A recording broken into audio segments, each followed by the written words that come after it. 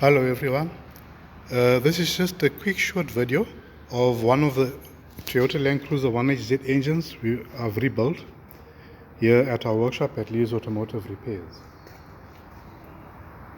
Injector pump has new rotor and injectors have new nozzles. We have also changed the oil pump, water pump, new fan belts. Paint job was done while the engine was stripped. We have put in new pistons and rings, new bearings all round. And this vehicle, the engine has been re-sleeved.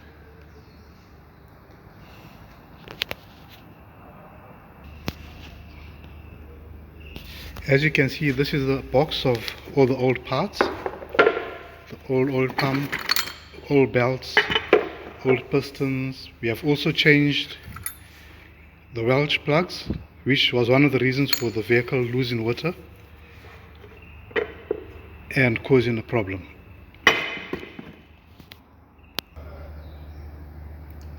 All that's left for us to do now is to get the vehicle back to our workshop, and then we can go ahead and fit the engine in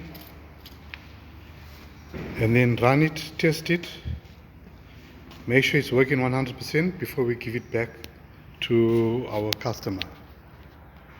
Thank you for watching this video and have a good day.